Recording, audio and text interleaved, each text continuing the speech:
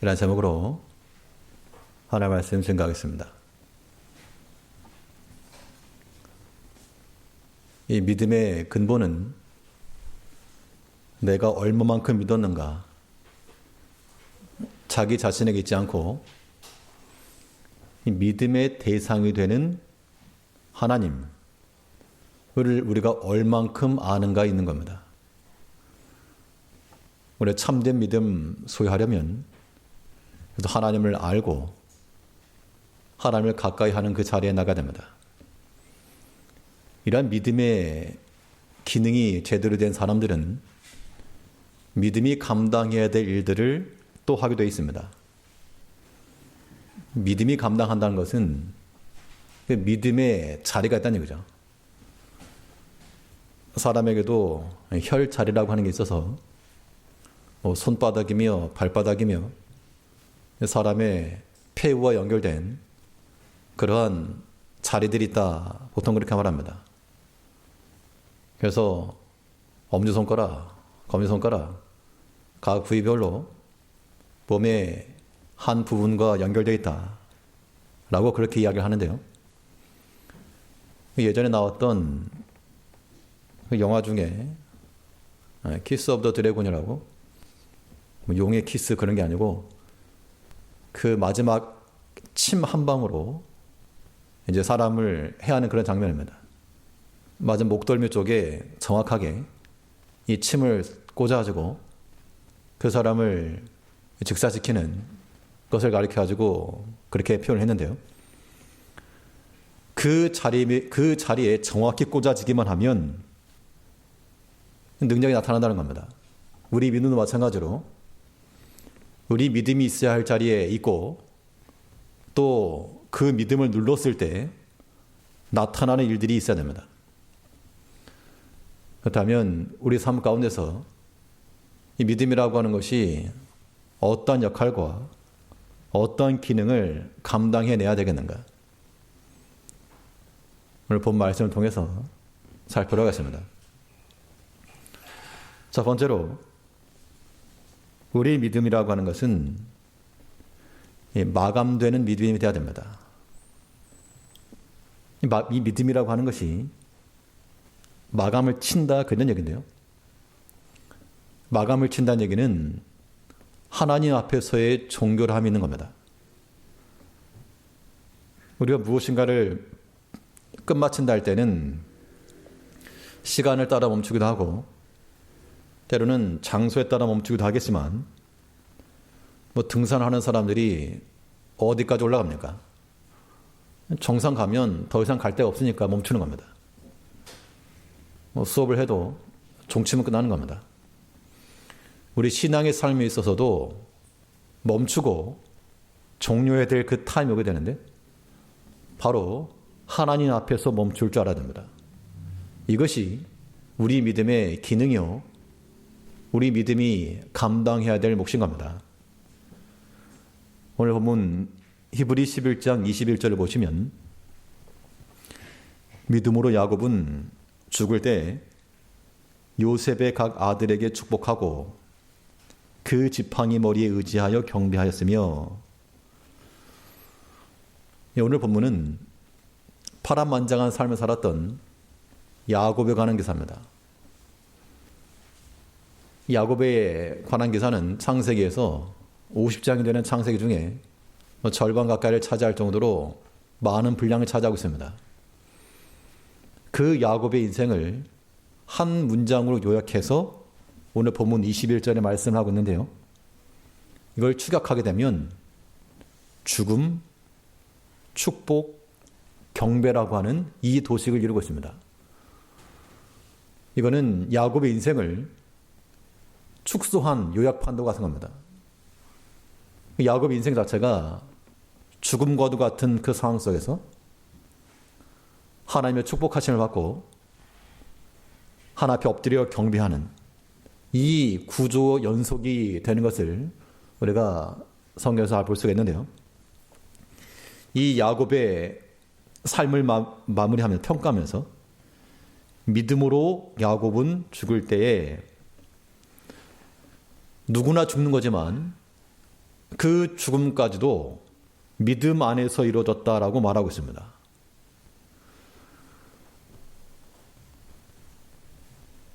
믿음으로 죽는다는 것은 언제 가능할까? 믿음의 죽음은 이 믿음으로 살아갈 때 가능한 겁니다. 그러니까 허풍이 심한 사람, 뭐 학생들 중에도 허풍이 좀 있는 아이들은 나 조금만 공부하면 다 할 수 있습니다. 자신감이기도 하겠지만 그건 허황된 말일 수가 있습니다. 평상시 제대로 하지 않으면 결전할 때 그걸 잘 해낼 방법이 없는 겁니다. 우리의 믿음으로 죽겠노라, 주를 위해 죽겠노라, 그렇게 행하는 말들은 우리가 평상시에 주를 위해 살지도 않으면서 내가 주를 위해 죽겠다? 그 말 자체가 안 되는 겁니다. 우리 믿음이 참된 믿음이 되고 하나님 앞에서 정결되는 그러한 삶을 살아가기 위해서는 지금 현재적으로 우리가 하나님 앞에서 믿음으로 살아가는 것이 중요합니다. 그래서 우리 인생의 대전제가 사는 것과 죽는 것이 모두 다 믿음 안에서라고 하는 것이 되어야 됩니다. 그래서 바울은 말하기를 로마서 14장 8절에서 우리가 살아도 주를 위하여 살고 죽어도 주를 위하여 죽나니 그러므로 사나 죽으나 우리가 주의 것이로라. 허풍쟁이와 같이 내가 주를 위해 죽겠습니다, 그렇게 말하지 않았고 지금 현재 살아있는 것부터 내가 살아도 주를 위해 살고, 그러니까 바울은 양자 모두 기뻐했다는 겁니다. 내가 육신의 생명이 있으면 주를 위하여 수고할 수 있으니 그게 기쁘고, 내가 만약 육체를 떠나게 되면 주와 함께 거할 수 있으니 또한 기쁘고, 이러한 모습이야말로 우리 신앙인들의 삶을 부유하게 하는 것이고 또 모든 일에 담대케 만드는 겁니다. 우리를 죽음으로 이끌어가는, 물론 육체적인 죽음도 그러하겠지만 마치 우리를 죽은 자와 같이 만드는 그런 일들이 얼마나 많이 있습니까? 그때 우리가 하나님 없이 죽겠다 말해도 그 현재의 삶이라고 하는 것이 내가 살아도 주를 위해 살고 죽어도 주를 위해 죽는다 라고 하는 누구나 말할 수 있는 이 신앙 고백이 내 입술을 통해서 거리낌 없이 나오지 않는다 그러면 우리 믿음이라고 하는 것으로 즐거움을 삼을 수가 없다는 겁니다. 그러니까 믿음이라고 하는 것이 우리의 삶의 본질이 되면 사는 것이나 죽는 것이나 주를 위하여서 삽니다, 죽습니다, 가능하지만 그렇지 않으면 무슨 헛소리냐, 이렇게 나온다는 겁니다. 하나님께서 우리에게 요구하시는 바, 우리가 매일 주마다 모여서 예배 드릴 때마다, 말씀 드릴 때마다 이런 신앙 고백하라고, 이 고백이 우리의 고백 되라고 우리에게 말씀하시는 겁니다. 우리가 그렇게 애를 쓰고 얻으려고 하는 거, 그렇게 많은 시간을 들이고 투자를 하고 얻으려고 하는 거, 그 목적이 무엇인가 말입니까? 우리 모든 근간에 있어서 주를 위하여, 주를 위한 그 마음을 가지고 행하는 것이 하나 앞에 복을 받는 길입니다. 왜 그런가? 그 이유를 말씀드리죠. 왜 우리가 살아도 주를 위해서 살고 죽어도 주를 위해 죽어야 되는가? 내 인생인데 하나밖에 없는 그 이유로 성경은 지금 현재가 나가 아니고 너희가 다 거쳐야 할 마지막 관문이 하나 있는데 그걸 한번 잘 생각해봐라, 그 이야기입니다. 고린도후서 5장 10절 말씀에서 이는 우리가 다 반드시 그리스도의 심판대 앞에 드러나 각각 선악간에 그 몸으로 행한 것을 따라 받으려 함이라. 그리스도의 심판대 앞에 드러날 것인데, 근데 그 앞에 다 반드시 그리스도의 심판대 앞에 드러나. 그러면 이 최종적 결론이 그리스도 앞에 이를 거라는 겁니다. 그 우리가 현재적 취하는 모든 것들도 여기에 포커스를 두고 여기에 관점을 두고 사랑에 지극히 마땅하죠. 그렇지 않으면 마치 무엇과 등가면 뉴스를 통해서 여러 가지 비리라든가 여러 가지 많은 사건이 드러나죠. 권세를 등에 입은 사람들이 권세가 있을 동안에는 가리우고 감출 것 같아도 이 권세가 오래 갑니까? 그러면 하나 둘 드러나게 되면 이거 다 마찬가지로 심판대 앞에 드러나는 것 똑같은 겁니다. 그 감추어둔 것들이 드러났을 때 그 민낯이 드러나죠. 우리가 뉴스 기사를 보면서 사람들 욕할 게 아니고 우리 자신이 하나 앞에서 그런 자는 아닌지를 생각해 봐야 됩니다. 하나님께서 이 믿음 생활 잘 하라고 우리에게 은혜도 주시고 또 시간도 주시고 때로는 물질도 주시고 그런데 그것 가지고 자기 것인 양 제 것인 줄 알고 막 써버리게 되면 그게 무엇입니까? 그게 사기요. 그게 도적질이라는 겁니다. 왜 하나님의 것을 가지고 하나님께 돌리지 않는가? 우리가 살아도 주를 위해 살고 죽어도 주를 위해 죽는다는 것은 우리 주인이 하나님이시오. 내가 또한 주의 것이라고 하는 이 기본적 사실을 인정하는 데서부터 시작하는 겁니다. 그러니까 우리 인생 연수가 많이 남은 것 같아도 내 생각이 많이 남은 것이지 하나님이 부르시는 순간이면 기약 없는 겁니다. 이제 내일부터 잘하겠다 이렇게 생각하지 마시고 지금 당장의 우리 신앙 고백에서 우리가 주의 것이라 하나님의 것이니까 하나님께 드리는 것이 지극히 마땅하다는 겁니다. 죽을 때만 주를 위해 죽겠노라가 아니고 지금 하나님이 우리에게 구하신 바는 지금 현재 우리가 살아가는 복잡하고 분주하고 바쁜 이 시대 가운데서 하나님 앞에 하나님의 백성으로 살기 원하고 하나님 만나는 자 되길 바라고 하나님 사랑하며 사는 사람 되길 바란다는 겁니다. 자녀들이 부모에게 효를 하려고 그러면 부모가 더 이상 기다려주지 않는다. 그런 말이죠.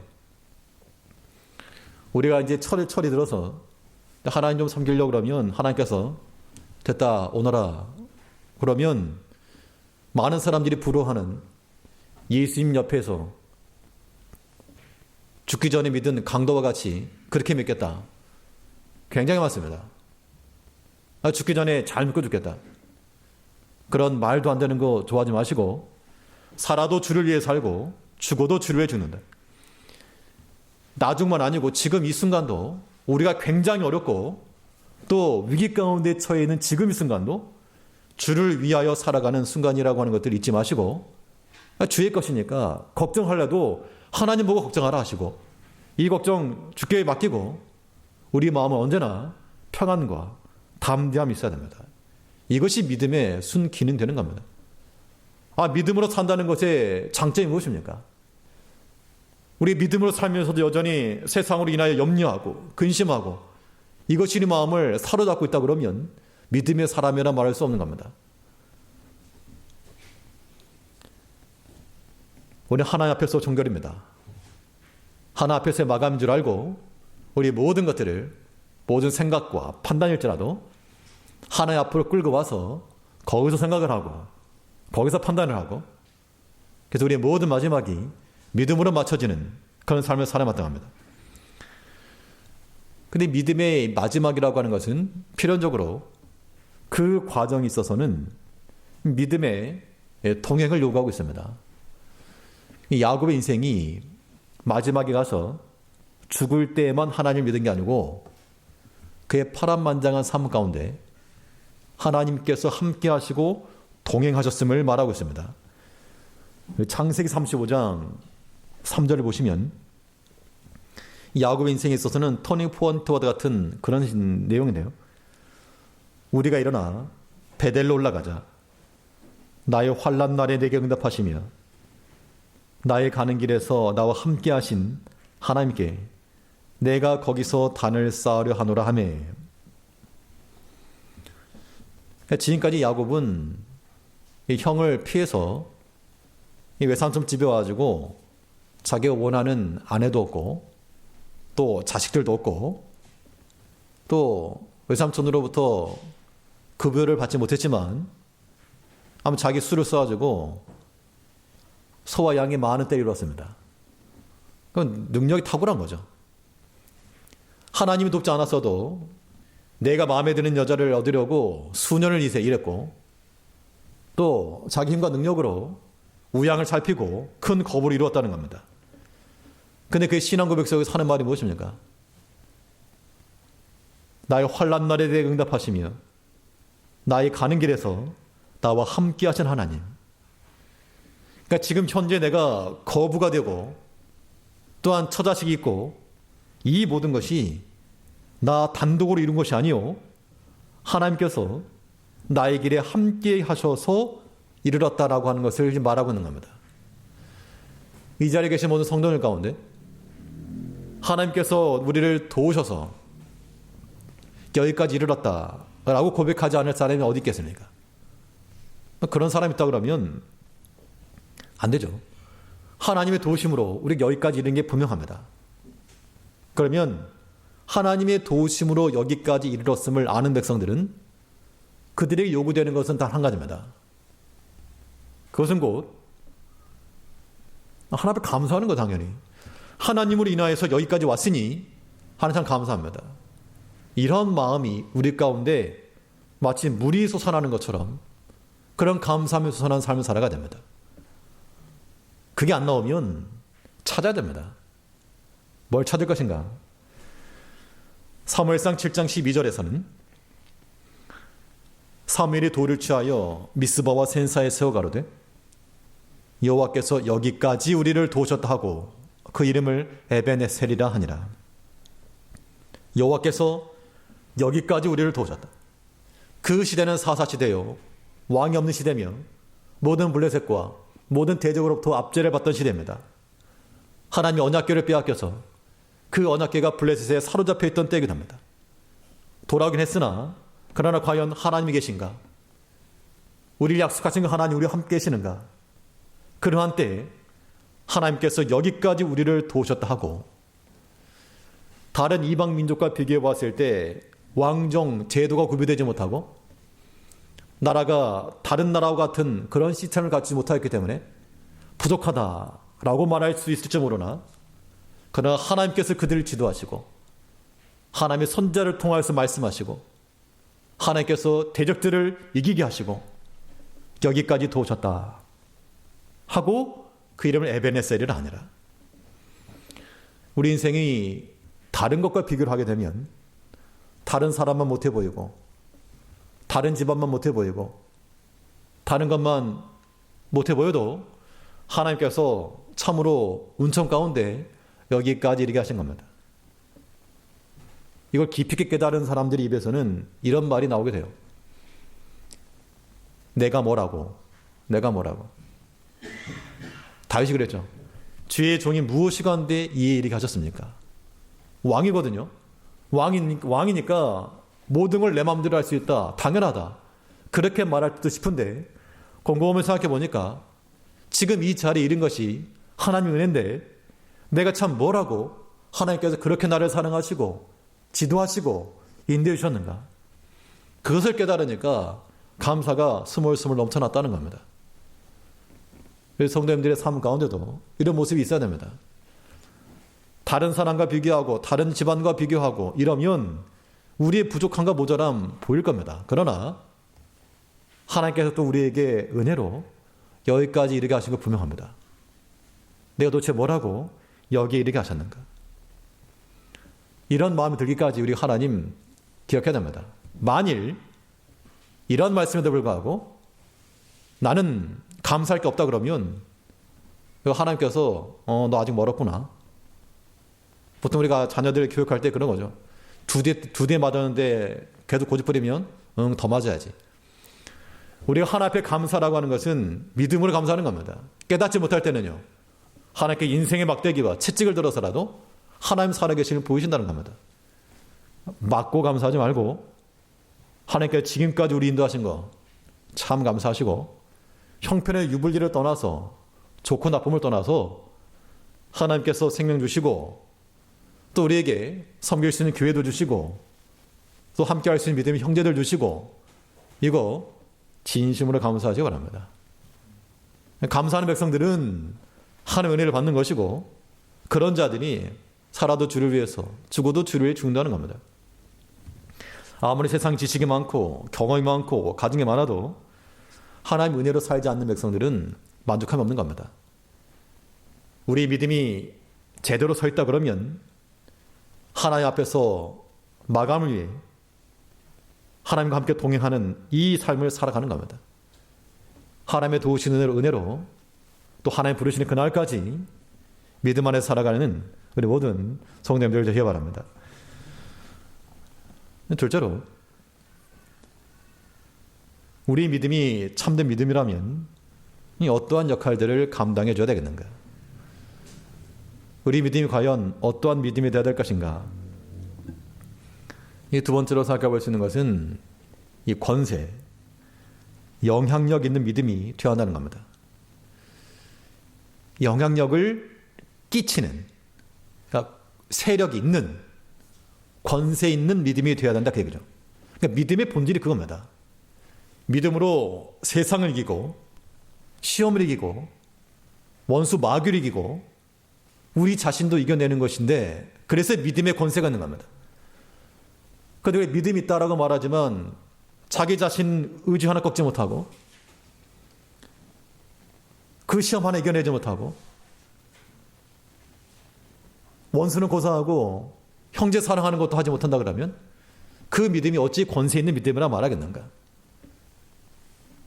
흐느적거리는 믿음이죠. 우리 믿음이 바른 믿음이라면 이 믿음이 어떤 역할을 해줘야 되는가? 권세를 가지고 영향을 끼치는 그런 믿음이 되어야 됩니다. 어떤 권세를 가질 것인가? 하나님 자녀로서의 권세를 우리는 나타내야 됩니다. 오늘 본문 11장 21절을 보시면 믿음으로 야곱은 죽을 때에 요셉의 각 아들에게 축복하고 그 지팡이 머리에 의지하여 경배하였으며, 이 두 번째 요소가 축복인데요.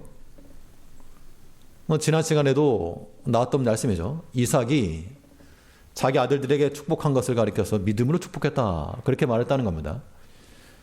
20절을 보시면 믿음으로 이삭은 장차 오는 일에 대하여 야곱과 에서에게 축복하였으며, 자기 아들들 축복한 게 무슨 믿음인가 라는 얘기가 아니고, 이삭이 누구를 축복하려고 했습니까? 이 맏아들 에서를 축복하려고 했다는 겁니다. 하나님의 뜻은요? 하나님의 뜻은 큰 자가 어린 자를 섬길 거였습니다. 그런데 이 이삭은 이 장자 맏아들이 복받는 것을 원해서 사냥하여 가져오길 바랬으나, 그래서 그에게 축복했지만 하나님께서는 그의 계획을 완전히 무너뜨리시고 하나님의 뜻대로 작은 아들에게 복을 주겠다는 겁니다. 이것이 놀랍고 두려운 일이었기 때문에 이삭이 그렇게 떨면서 두려웠다 그랬습니다. 결국은 이 야곱에게 축복했죠. 마찬가지로 이 야곱이 오늘 본문에 보니까 요셉의 각 아들에게 축복하고, 야곱에는 아들이 12명 있었습니다. 그 자기 12아들에게 축복한 게 아니고, 그건 나중에 창세기 보면 나오지만요, 오늘 본문에 말하는 것은 요셉의 아들들에게 축복하였다. 요셉에게는 2명의 아들이 있었습니다. 애굽에서 나온 아들들인데, 하나는 므낫세요, 또 차자는 에브라임입니다. 그런데 이 야곱이 뭐라고 축복했는가? 축복의 내용은 창세기 48장에 나옵니다. 창세기 48장 5절 말씀이 뭐니까, 내가 애굽으로 와서 내게 이르기 전에 애굽에서 내게 낳은 2 아들 에브라임과 므낫세는 내 것이라. 르우벤과 시몬처럼 내 것이 될 것이요. 이 요셉이 총리가 된 후 형들을 만났습니다. 그리고 아버지와 식구들이 이제 애굽으로 이사를 왔습니다. 그때부터 이 요셉의 아들들이 할아버지 야곱과 친분 있게 지낸 게 아니고, 성경을 보게 되면 야곱이 이제 위중한 병에 들려가지고 이 요셉이 2 아들들을 데리고 찾아갔습니다. 심방치 갔겠죠. 이제 마지막에 갖고 왔으니까 아마 인사드려 갔을지 모를 일입니다. 이때 야곱이 이 두 아들 누구냐? 애굽에서 낳은 제 아들들입니다. 그러면 이 요셉의 아들 입장에서 보면 말은 들었겠지만 할아버지 처음 온 겁니다. 그럼 요셉의 아들, 요셉은 누굽니까? 애굽의 총리였습니다. 그 아들들은 태어났을 때부터 야곱의 다른 손자들과는 비교할 수 없는 애굽의 학문과 언어와 문화와 모든 것에 익숙을 하고 앞으로 총리 아들답게 모든 길에 있어서 출세길이 보장된 그런 사람이었습니다. 그런데 왜 할아버지가 너는 내 것이라고 말하니? 이거 말도 안 되는 소리죠. 이것이 믿음으로 한 축복이라고 하는 게 바로 이겁니다. 야곱은 총리 아들들인 그 에브라임과 므낫세에게 제발 부탁할 테니까 루벤 아들 손자들, 유다 손자들, 베냐민 손자들, 다른 너 사촌들 좀 부탁한다. 좀 잘 진행해달라. 그렇게 말하지 않았다는 겁니다. 에브라임과 므낫세, 너희도 루벤과 시몬처럼 내 것이 될 것이요. 그 꽤 많은 야곱이 그 바로 앞에서 자기 아들이 애굽 총리가 되는 그 시점 가운데서 세상의 길로 다른 걸 요구하지 않았고 드디어 애굽에 있는 너희 아들들 하나님 백성으로 돌려라. 그 이야기를 하고 있는 겁니다. 우리 보통 현대를 살아가는 많은 사람들이 자녀들이 잘 되길 바랍니다. 나는 비록 못 배우고 나는 비록 못 됐어도 우리 자식들 잘 배우고 잘 되길 바라는 마음들은 어느 부모나 공통이지만 그런데 하나님 백성이 되는 자리에서 떠나라. 세상에 잘 되면 그거 복 받는 일이다. 그런 마음을 가지고 있으면 안 된다는 겁니다. 야곱은 도리어 애굽의 출세 가두가 보장된 그 두 아들들을 너희는 내게로 오라. 너희는 하나님 백성이 될 것이며 하나님의 그 약속의 자녀 가운데 서라. 이런 마음을 가져야지 복된 겁니다. 우리 모든 믿음의 부모님들이 다 이런 마음 가져야 됩니다.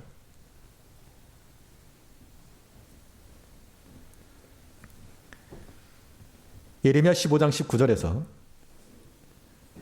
내가 만일 천한 것에서 귀한 것을 취할 것 같으면 너는 내 입같이 될 것이라. 그들은 내게로 돌아오려니와 너는 그들에게로 돌아가지 말지니라. 우리에게 선택의 기회가 있다고 해서 아무 데나 가는 거 아닙니다. 우리가 먹을 거 있다고 해서 아무거나 입에 넣지 않는 것처럼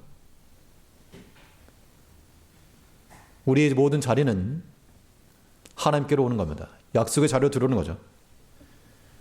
그들은 내게로 돌아오려니와 너는 그들에게로 돌아가지 말라. 야곱이 봤을 때 사람의 생각 같으면 그 요셉에게 부탁을 해서 내 형제들의 자녀들도 좀 공부 좀 시키고 좀 한 달에 얻을 때까지 자리 잡힐 때까지 좀 뒤를 좀 봐줘라. 그렇게 말할 것도 쉽지만 그렇게 하지 않았다. 그게 믿음이라는 겁니다. 기회를 놓친 걸까요? 기회를 놓친 게 아니고 만일 그렇게 해가지고 애굽 백성이 됐다 그러면 무슨 약속을 받았겠으며 무슨 하나님의 복을 받았겠는가? 우리의 마지막은 하나님 앞에서 끝나는 겁니다. 이걸 부인할 사람이 아무도 없을 겁니다.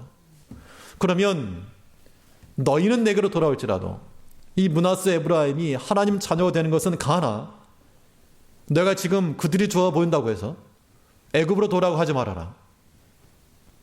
이게 믿음의 말 아니면 무엇이겠습니까? 그러니까 일단은 우리 부모님들의 마음 자세가 중요하고 이건 단지 부모 자녀들만의 문제가 아닙니다. 우리가 하나님의 자녀죠. 우리가 하나님의 자녀들인 만큼 우리가 세상에서부터 돌이켜 하나님께로 가는 것은 가하나 하나님의 백성된 우리가 세상으로 나가는 거 그건 불가하다. 그렇게 하지 말라 그 이야기입니다. 내게로 돌아오려니와 그들은 내게로 돌아오려니와 너는 그들에게로 돌아가지 말라. 이 마음을 가지고 야곱은 요셉의 아들들에게 축복한 겁니다. 다른 아들들은 어차피 뭐 총리 아들들도 아니고 약속의 땅에 돌아갈 걸 약속추 위협을 받았지만 이 요셉의 아들들은 그러지 못했기 때문에 그 두 자녀들 앞길이 창창하고 촉망받는 아무 염려 없이 출세의 가도를 달릴 수 있는 그 자녀들에게 너희는 하나님 백성 되라 라고 말한 겁니다. 그러니까 우리의 권세라고 하는 것이 무엇입니까? 우리가 다 암송하는 바 요한복음 1장 12절 말씀에 영접하는 자 곧 그 이름을 믿는 자들에게는 하나님의 자녀가 되는 권세를 주었으니, 하나님의 자녀 이코르 권세라는 겁니다. 그러면 하나님의 자녀로 살아가는 것, 이것이야말로 우리가 추구할 수 있는 궁극의 가치가 되는 겁니다. 왜 이걸 버리고 애굽의 자녀가 되려 하느냐? 그게 좋아 보여도 그게 아니라는 겁니다. 썩어질 것을 주면서 이거 좋은 거다 말할 부모가 없습니다. 이거 썩어질 건 아는데 지금 당장 좋아 보여도 더 좋은 거, 그것을 권하는 게 당연한 거 아닙니까? 하나님께서도 우리가 항상 하시는 겁니다. 세상의 것이 다가 아니다. 눈에 있는 것 따라가지 말아라. 근데 우리 아무리 가르쳐줘도, 하나님 말씀에도 우리의 육체를 따라가기에 여념이 없는 우리 자신의 모습을 보게 되면 참 우리가 너무나 어리석습니다. 하나님의 자녀가 되는 권세였습니다. 이 권세를 가지고 사는 사람들은, 하나님의 자녀로 사는 사람들은 그 믿음의 권세를 쓰는 겁니다. 권세니까요. 세력이 있는 거니까 이겨내는 겁니다. 세상의 미혹도 이겨낼 것이요, 우리 자신의 약함도 이겨낼 것이면 모든 마귀가 던지는 시험들도 좀 이겨내자는 겁니다. 무엇을 가지고요? 믿음의 권세. 이 믿음에는 권세가 있다는 겁니다. 우리가 하나님의 자녀로서 하나님께서 우리에게 좋은 거 항상 주시는데, 하나님께서 우리에게 항상 좋은 거 주시니까 그걸 기억하셔야 됩니다. 예전에 어떤 아이가 학교에서 부모님에 대한 이야기를 하다가, 아마 저학년이었나 봅니다. 우리 엄마 아빠는 항상 저에게 좋은 말 해주십니다. 날마다 매일같이 항상 볼 때마다 항상 좋은 말 해주십니다. 그러니까 그 선생님이 궁금해가지고, 그걸 부모님 도대체 무슨 좋은 말을 해주시니? 그랬더니 우리 엄마는요 항상 좋은 말 할 때 밥 먹어, 좋은 말 할 때 자, 그런다고. 그 좋은 말이 그 좋은 말 아니겠으나 그걸 좋은 말로 받으면 그게 복된 거 아닙니까? 하나님께서 항상 좋은 말로 하시기를, 좋은 말을 할 때 하나님 의지하고 살아라. 하나님의 자녀가 되는 그 권세를 알고 그 복된 자리를 떠나지 말아라. 이제 우리가 그 자리를 지킬 것이며, 우리 자녀들에게도 그 복된 자리 물려주고, 그들로 하여금 세상으로 가라 외치지 말고 돌아오라, 그를 위해서 힘써 위하여 기도하며 눈물로 간구하는 그런 우리가 되어 마땅합니다. 하나님의 자녀가 되면 하나님의 축복의 권세를 또한 받는다 그랬습니다. 당연하죠. 누가 복을 받는가? 누가 그 부모의 복을 받는가? 그 자녀들이 받게 되었다는 겁니다. 이걸 알았기 때문에 야곱은 하나님 백성으로서의 그 권세를 가지고 바로 왕을 축복했다 그랬습니다. 창세기 47장 7절을 보시면, 이 요셉이 야곱을 바로에게 인도했을 때입니다. 요셉이 자기 아비 야곱을 인도하여 바로 앞에 서게 하니 야곱이 바로에게 축복하매. 왕 앞에 서는 기회가 적지 않습니다. 장관이라도 지도 대통령을 독대하는 것이 쉽지 않다 그러는데, 왕 앞에 서는 기회 가운데 내 꼭 한마디 하겠다. 다른 걸 추구하지 않고 이 야곱은 바로 앞에서 하나님 이름으로 축복을 하고, 그 뒤에 보면 축복하고 나오니라. 다른 거 요구한 거 없습니다. 하나님 백성의 그 복을 가지고 도리어 세상 왕에게 복을 주고 그것을 가지고 다 한 겁니다. 그러니까 하나님이 복 주신 것으로 권세를 삼은 겁니다. 이 야곱이 요셉의 아들들에게 축복한 것도 사실 요셉은 싫어했습니다. 이삭이 맏아들에게 축복하려 했던 것처럼 요셉도 자기 맏아들이 복박을 바랬는데, 근데 야곱이 아들들에게 축복할 때 손을 어긋맞게 가지고 오른손으로는 차자에게, 왼손으로는 장자에 올려놓으니까 요셉이 싫어했다 그랬습니다. 그때 야곱이 생각하기를, 요셉이 총리인데 얘 말 잘 들으면 쫓겨날지도 모른다. 얘한테 잘 보이자. 자식 눈치 본 게 아니고 나도 안다 하면서 하나님의 뜻을 따라 축복했다 그랬습니다. 그래서 믿음의 축복입니다. 창세기 48장 20절에서 그날에 그들에게 축복하여 가로되 이스라엘 족속의 너로 축복하기를 하나님이 너로 에브라임 같고 므낫세 같게 하시리라 하여 에브라임을 므낫세보다 앞세웠더라. 그러니까 사람의 뜻이 있고 사람이 원하는 바가 있고 하나님이 원하신 바가 있다는 겁니다.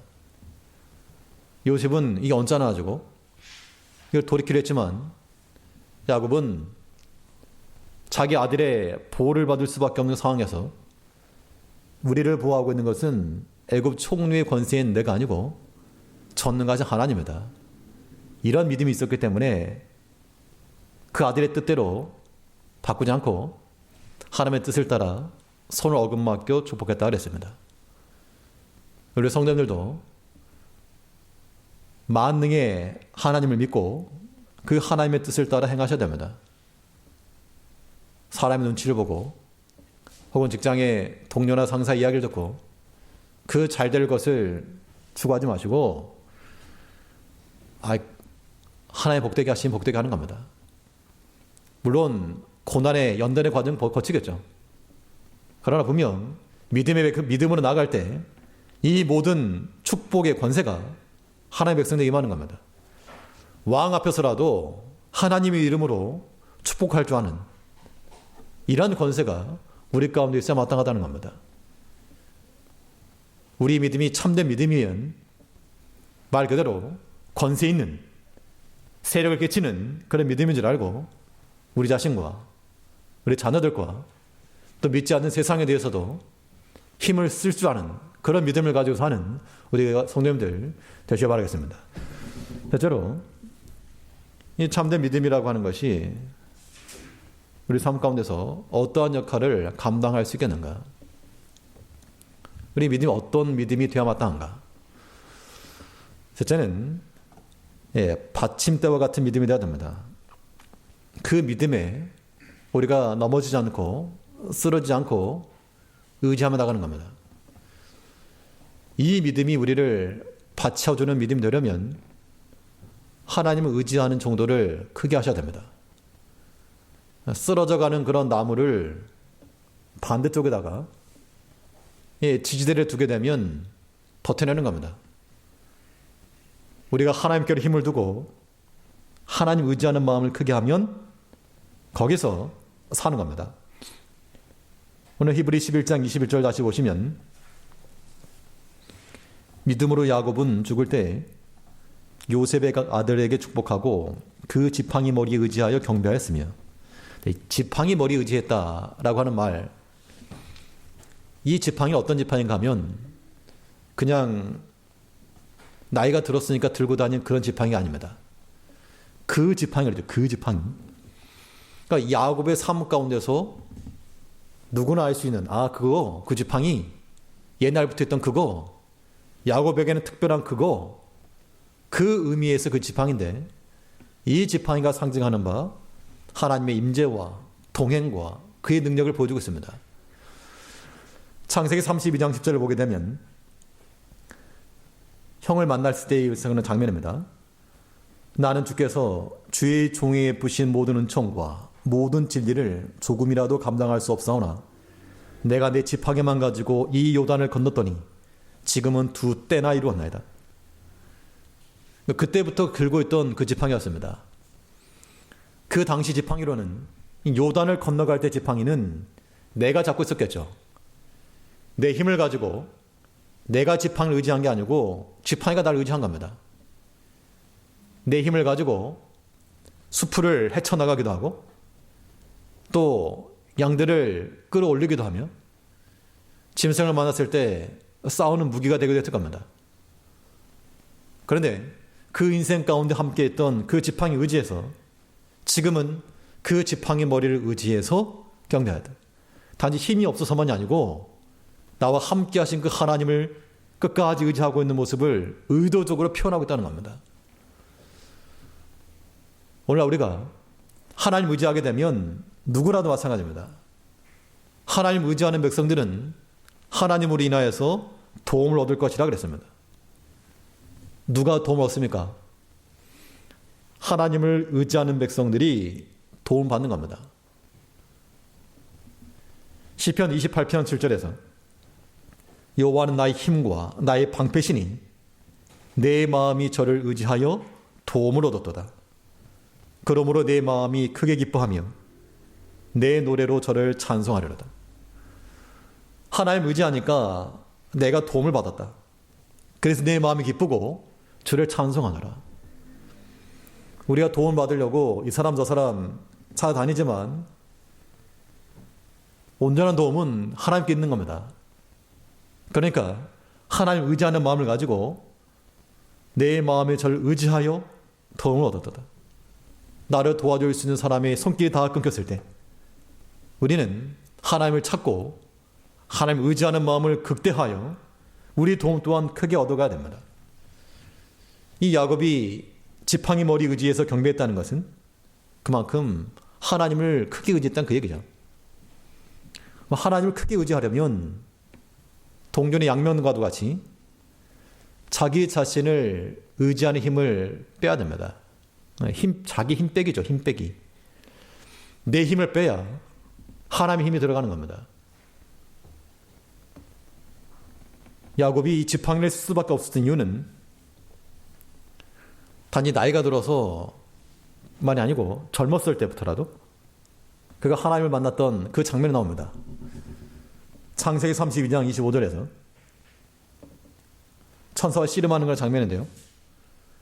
그 사람이 자기가 야곱을 이기지 못함을 보고 야곱이 환도뼈를 치매 야곱의 환도뼈가 그 사람과 씨름할 때 위골되었더라.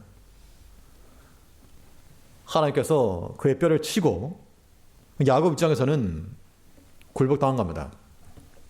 절뚝거린 거죠. 그런데 그것이 하나님을 이긴 것이 되었습니다. 우리가 하나님과 함께 이기려면 우리가 하나님 앞에 굴복하고 하나님 앞에 순종하며 나가는 것이 곧 이기는 겁니다. 그때부터 이 야곱은 그 지팡이를 의지하지 않고서는 살아갈 수가 없었던 거죠. 그 지팡이 머리에 의지하여 하나님을 경배하였다. 우리가 사람 의지하려 할 것도 아니요, 돈 의지할 것도 아니고 권세 의지할 것도 없는 겁니다. 우리를 도우시는 하나님, 우리 약함이 있으면 그 약함이 도리어 우리 의지할 지팡이가 되는 겁니다. 왜 나에게는 약함을 줬습니까? 왜 나에게는 가정을 주시고, 왜 나에게는 자녀를 주시고, 왜 나에게는 육신의 약함을 주시고, 왜 이런 나에게 부족함을 줬습니까? 그가 아니고 우리가 약하다라고 말한 것이 하나님께서 치신 우리의 환도뼈인 겁니다. 하나님 원망할 게 아니고 그 절뚝거리는 것을 가지고 하나님 의지하며 나가라는 겁니다.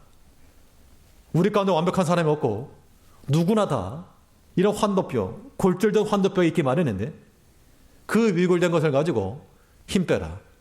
교만하지 말아라. 하나님 오직 의지하며 살아가라. 하나님의 사랑의 표시인 줄 알고 하나님 의지하며 나갈 때 이것이 곧 하나님 이기는 길이요, 우리의 신앙의 믿음 잘 받쳐나가는 겁니다. 하나님 우리의 도움이십니다. 우리가 환난 중에 만날 만한 큰 도움이 하나님이십니다. 우리가 하나님을 크게 의지하여 하나님의 도움을 얻고 이 믿음으로써 모든 권세 있는 믿음이 되며 우리의 모든 생각과 판단이 이 믿음으로 마감쳐질 수 있도록 언제나 믿음의 역할을 잘 감당해 나갈 수 있는 이 한 주간도 믿음으로 살아가는 성도님들 되시길 바라겠습니다. 기도하겠습니다. 우리를 변함없이 사랑하신 아버지 하나님,